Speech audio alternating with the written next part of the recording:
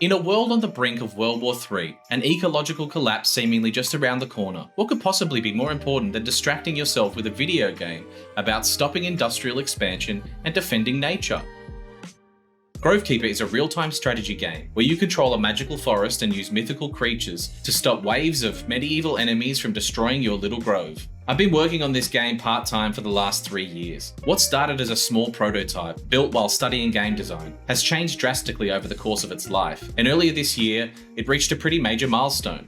We received funding from Screen Australia to continue development. So I thought I'd take this opportunity to show you where the game is at now, and to talk a little bit about how it got here.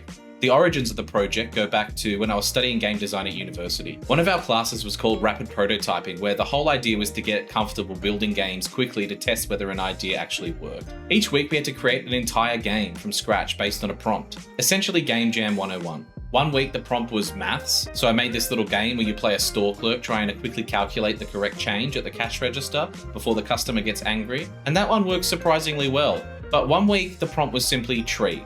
So I created this little prototype where you play as an ant, a giant human tree, defending the forest from goblins who were trying to chop down the surrounding area. Now this game wasn't particularly good, in fact it was pretty terrible, but the idea stuck with me. During the university break, I kept experimenting with different versions of the concept until I landed on something that felt a little bit more interesting. An RTS control scheme where the player had to defend a central tree from human enemies. After I graduated, I wanted to make a portfolio piece to help me enter the industry and to dip my toes into indie dev. Going over all the small projects and prototypes that I made in uni, the one that kept standing out to me was the funny little forest defense game I made on a whim. At the time, the project was called King's Country, and in January 2023, I started development on the game. I began uploading small devlogs to YouTube. The audience was small, but people responded well to the idea. Looking back at those early versions now, I really had no idea what I was doing. The models I was making were sloppy and far too high resolution. There were sometimes 50 enemies on screen at once, and I had absolutely no understanding of optimization, rendering, or lighting in Unity.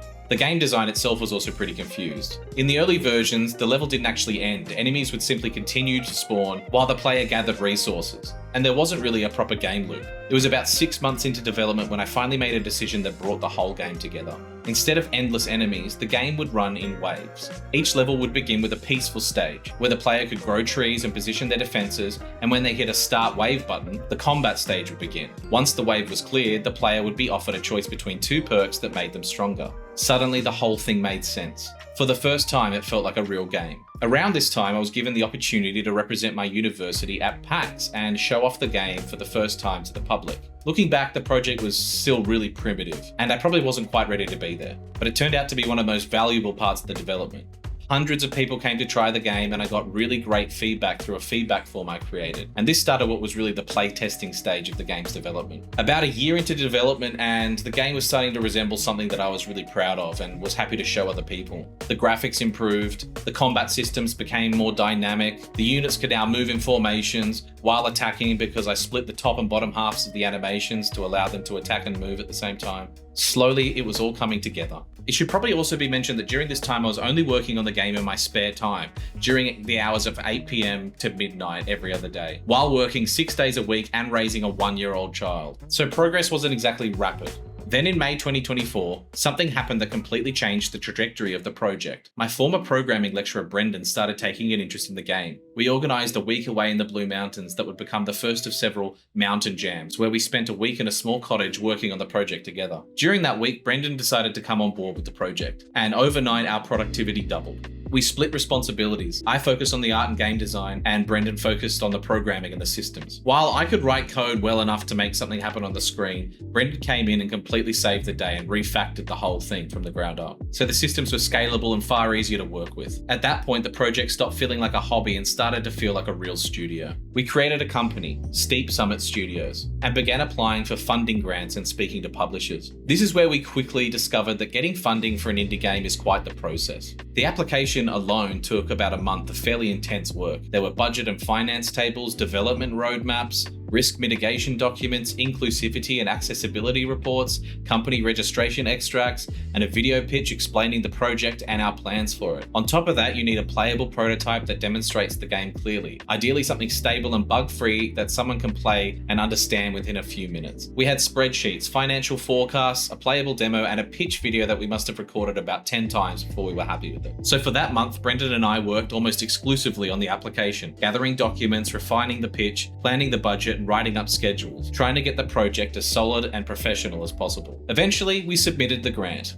And to our surprise, we were rejected. It hits pretty hard when you feel you've left nothing on the floor and it's as good as it could get. Nevertheless, the funding body did provide some feedback which was incredibly valuable. It gave us a much clearer idea of how the project was being perceived and where we still needed improvement. There was also one slightly stressful detail about the application.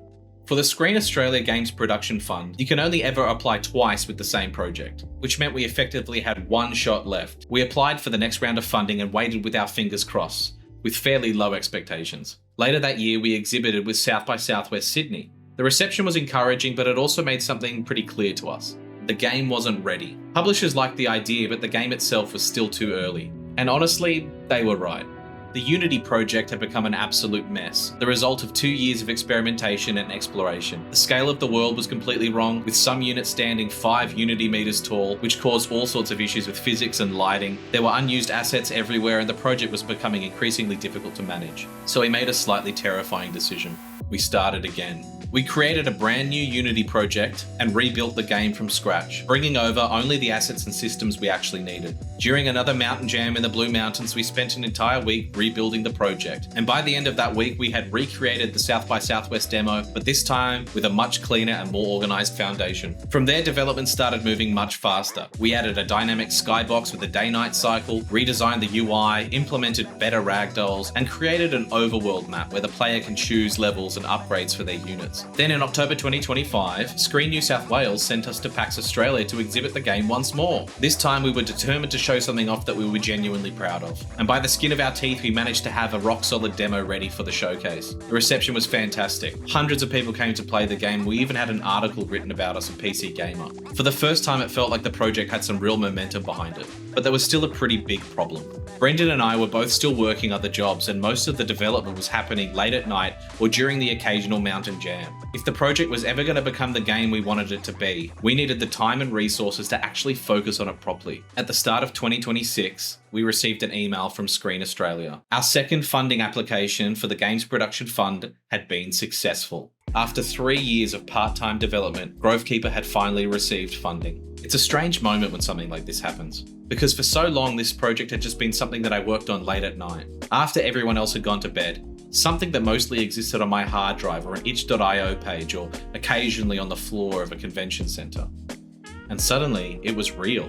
This funding meant that I could reduce my other work and dedicate 4 days a week to developing the game, which is exactly what I've been doing for the last few months. And that extra time has allowed us to push the project much further. The visual quality of the game has improved greatly, and we now have a 3D artist helping us with all the unit models. The terrain has been completely overhauled with improved textures using height blending and slope masking. The lighting system now uses light temperature and moving cloud shadows, and we've implemented a full season system so that each level can be played in spring, summer, autumn, or winter. Optimization has also become a major focus for us, with GPU instancing now being used for terrain details and trees, alongside improved LOD systems and occlusion culling. Looking back now, it's so surreal to think that this project started as a quirky little prototype I made as part of a university assignment. At the time, it was just a little experiment I was playing with while learning to make games, but something about it stuck. 3 years later, and that little idea turned into a studio, a growing team, and a game that people all around the world have now played and contributed to in some way. There's still a lot of work ahead of us, and that money's not going to last forever. But for the first time since starting the project, it genuinely feels like we'll get there. If you'd like to follow along with development, you can check out the Steam page and add Grovekeeper to your wishlist. It genuinely helps us a lot. You can also join us on Discord, where we'll share updates, artwork, and development progress with the community, and we'll be streaming game development every second Monday. And if everything goes to plan, then there'll be a demo out later this year, so keep an eye out for that. Thanks for watching, like and subscribe, blah blah blah. I'll see you in the next vlog. Love you.